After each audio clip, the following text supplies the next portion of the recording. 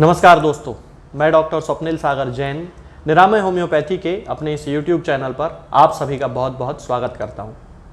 दोस्तों, हमारे जीवन की एक सबसे बड़ी समस्या होती है, खास तौर से पुरुषों के जीवन की और महिलाओं के जीवन की भी, कि हम लोगों के बाल बहुत ज़्यादा झड़ते हैं और बाल झड़ने की ये जो समस्या है वो समय के साथ साथ बड़ी विकराल रूप ले लेती है। महिलाओं में तो ज़्यादातर ये नहीं देखा जाता कि पूरी तरह टोटल बाल्डनेस जिसे कहा जाता है वो हो जाए, तो महिलाओं में तो ये देखने को कम मिलता है। लेकिन पुरुषों के अंदर एक समस्या होती है कि वो टोटल बाल्ड हो जाते हैं, पूरी तरह गंजे हो जाते हैं। अब इसको रोकने के लिए वो बहुत सारी दवाएं खाते रहते हैं, बहुत सारे तेल लगाते रहते हैं, तरह तरह जिसने जैसा जो कहा वो उसको वैसा करते रहते हैं। लेकिन ये समस्या जो है वो बरकरार रहती है। दुनिया में ऐसा कोई सा भी व्यक्ति नहीं है जिसके बाल कभी ना कभी किसी ना किसी उम्र में ना झड़ते हों।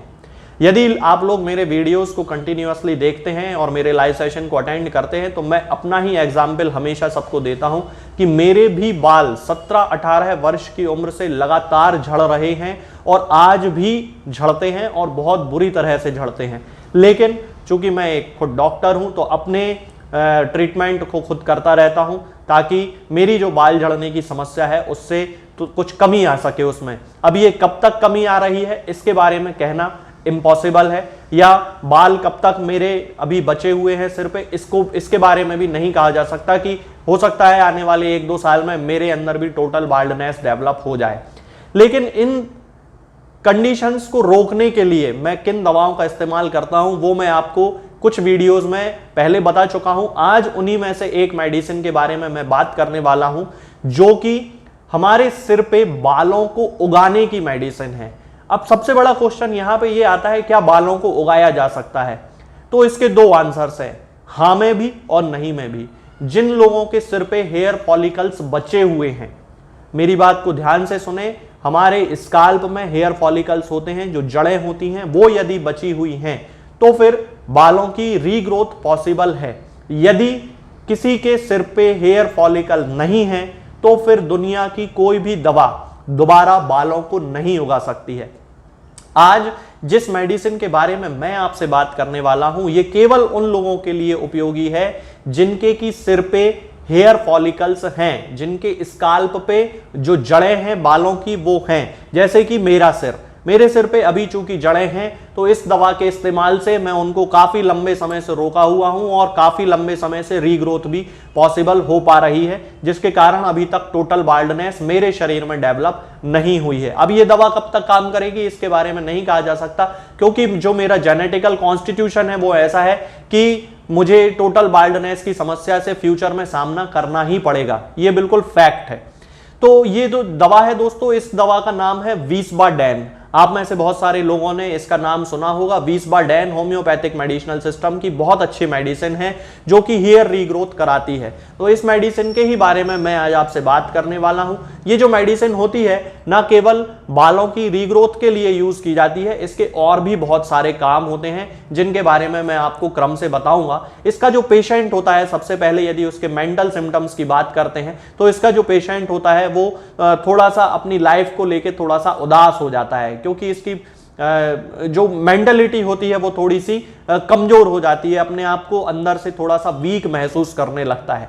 यदि हम इसके फीमेल जेनाइटल सिस्टम की बात करते हैं, यानी कि महिलाओं के मासिक धर्म से संबंधित यदि बात करते हैं, तो जिन महिलाओं में इर्रेगुलर मेंसेस की शिकायत होती है, यानी कि उनका जो मासिक धर्म है वो आगे पीछे होता रहता है या बहुत ज्यादा कभी आता है, बहुत कम कभी आता है, इस तरह के उनके सिम्टम्स हैं और उनको बालों के झड़ने की भी शिकायत है, उनके बाल बहुत ज्यादा झड़ते हैं, वो महिलाएं भी विस्बाडेन का यूज कर सकती हैं। इसके अलावा यदि हम इसके मेल जेनाइटल सिस्टम की बात करते हैं तो यहाँ पे ज्यादातर हर्निया के जो केसेस होते हैं, जो लोग बहुत ज्यादा मैस्टरबेशन करते हैं या हैवी वेट लिफ्टिंग करते हैं, उन लोगों में यदि हर्निया के सिम्टम्स देखने को मिलते हैं तो ये केवल उसको दर्द में थोड़ा सा रिलीफ देती है। हर्निया को ठीक ये मेडिसिन नहीं करती, कोई भी मेडिसिन हर्निया को पूरी तरह से ठीक नहीं कर पाती। ये मैं वीडियो इसके ऊपर पहले भी बना के डाल चुका हूं।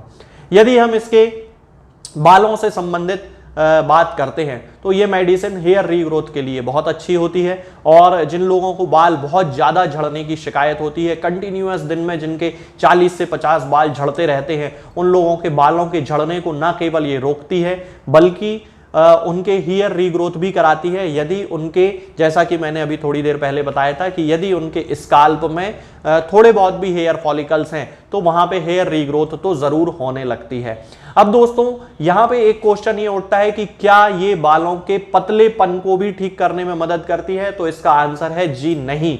ये मेडिसिन आपके थिन हेयर्स को कभी भी थिक नहीं करेगी, ये इम्पॉसिबल है इस मेडिसिन के लिए। हाँ, बस ये है कि ये मेडिसिन आपकी हेल्प करेगी आपके हेयर को रीग्रोथ कराने में। अब मैं बात करता हूं इसके डोज की। तो यदि इसके डोज को देखा जाए तो शुरुआत हमेशा हमें 30 पोटेंसी से करनी चाहिए, और 30 पोटेंसी की 2 बूंद सुबह, 2 बूंद दोपहर में और 2 बूंद शाम को हम यूज कर सकते हैं कंटिन्यूअसली 1 महीने तक। धीरे धीरे फिर 30 पोटेंसी के रिजल्ट मिलना आपको बंद हो जाएंगे, फिर आपको 200 पोटेंसी यूज करना है, और 200 पोटेंसी की 4 बूंदें अल्टरनेट डे यूज करना है। मतलब कि जैसे आज यूज कर ली, कल यूज नहीं करना है, फिर परसों यूज कर ली, फिर उसके बाद यूज नहीं करना है, फिर अगले दिन यूज कर ली। 4 बूंद सीधे जीभ पे इसको रखना है। पानी में मिला के भी ले सकते हैं, जिन लोगों को टेस्ट से प्रॉब्लम हो वो 1 चम्मच पानी में मिला के भी 4 बूंद ले सकते हैं।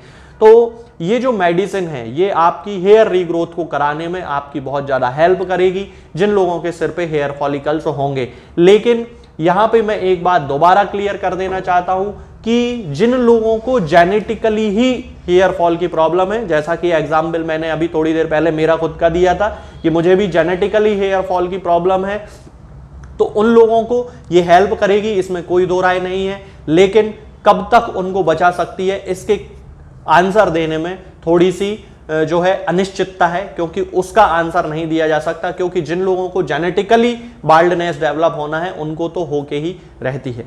तो आप विस्बाडेन का यूज कर सकते हैं पहले 1 महीने में 30 पोटेंसी और अगले कुछ दिनों तक फिर 200 पोटेंसी कंटिन्यू कम से कम 3 महीने तक इस तरह से इसको यूज करें। आपको रिजल्ट जरूर देखने में मिलेंगे। आपको सबसे पहले जो जैसा मेरा अनुभव है वो मैं आपको बता देता हूं। हेयर लाइन जो जिसे कहा जाता है, वहां पे थोड़े थोड़े बाल आना आपके 15-20 दिन 25 दिन लगेंगे उसको आने में, लेकिन वहां पे आपको हेयर ग्रोथ जो है वो आसानी से दिखाई देने लगेगी।